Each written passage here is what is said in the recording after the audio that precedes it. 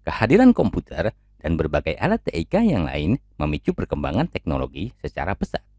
Namun, alat-alat TIK juga menimbulkan dampak negatif. Salah satu dampak negatif yang muncul adalah cybercrime. Apa itu cybercrime? Temukan jawabannya dalam video ini sampai habis.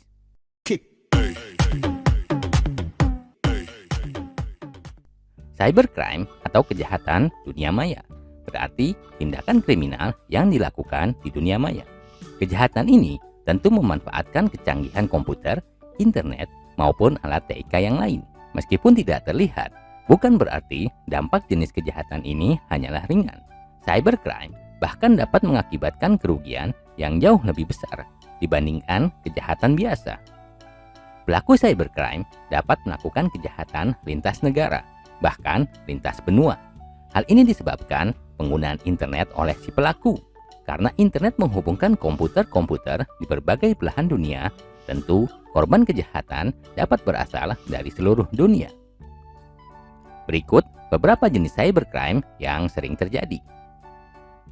Yang pertama adalah akses tanpa izin. Kejahatan jenis unauthorized access dilakukan dengan memasuki komputer atau jaringan komputer tanpa izin. Pelaku kejahatan ini memanfaatkan kelemahan sistem keamanan komputer maupun jaringan komputer.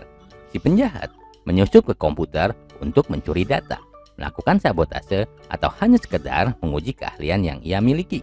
Pelaku penyusupan disebut cracker. Jika si pelaku hanya menguji kemampuannya, dapat dikatakan bahwa pelaku ini tergolong hacker. Sebagai catatan, jasa hacker sering digunakan oleh perusahaan pembuat program untuk menguji keamanan suatu program yang mereka buat. Yang kedua, illegal content. Sesuai namanya, illegal content atau muatan ilegal berarti muatan berupa data atau informasi asing yang dimasukkan oleh pelaku kejahatan. Data atau informasi yang dimasukkan dapat berupa sesuatu yang tidak benar atau tidak sesuai dengan norma. Pelaku kejahatan memasukkan data ini untuk menimbulkan kekacauan atau mencemarkan nama baik seseorang. Selanjutnya, cyber spionage. Spionage berarti mata-mata. Cyber spionase berarti mata-mata dalam dunia maya. Dilakukan untuk mengamati serta mencuri informasi rahasia suatu negara atau perusahaan. Berikutnya, sabotase. Bentuk kejahatan ini berusaha untuk menimbulkan gangguan, kerusakan, kehancuran data, kehancuran program, atau kehancuran jaringan komputer. Sabotase dapat dilakukan dengan menggunakan virus atau mengirimkan data dalam jumlah besar. Data dalam jumlah besar ini dapat mengakibatkan suatu sistem terganggu dan bahkan terhenti. Sabotase ada beberapa jenis, antara lain denial of service atau DOS. DOS menyerang kelangsungan kegiatan jasa di internet. Hal ini marak terjadi karena situs dalam internet sangat mungkin disalahgunakan. Pelaku kejahatan dapat membuat situs menjadi penuh oleh data yang ia kirimkan. Akibatnya, situs tersebut sulit diakses pengguna. Yang kedua, penyebaran virus. Virus adalah program atau software yang dapat menggandakan diri. Selain itu, virus juga dapat menempelkan diri dengan setiap software dalam komputer.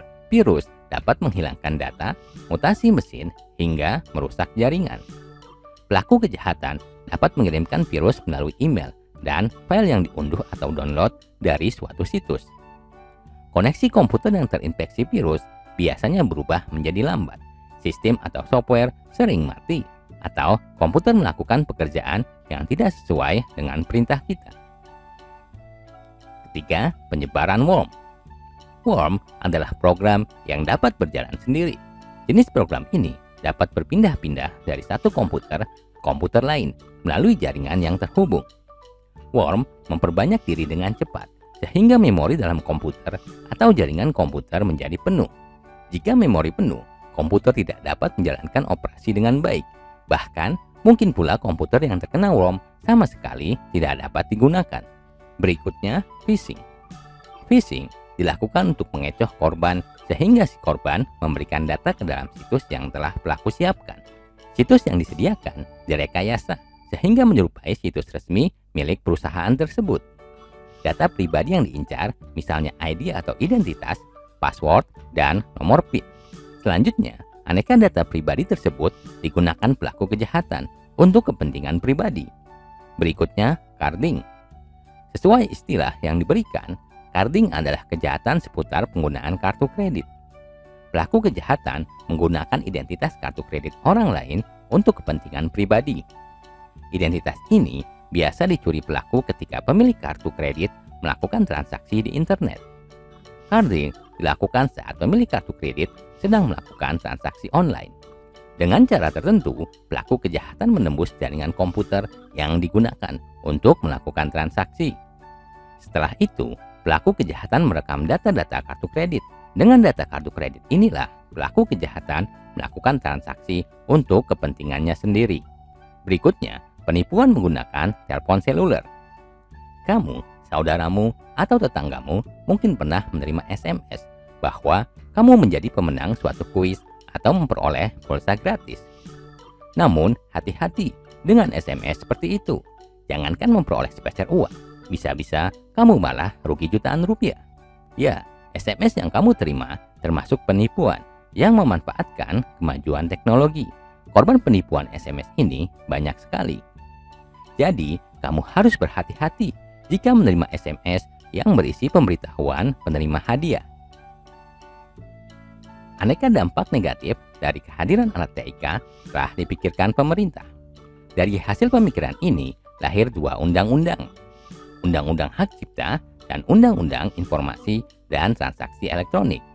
Tanpa Undang-Undang Hak Cipta dan Undang-Undang Informasi Elektronik, sebenarnya kita telah memiliki etika penggunaan komputer.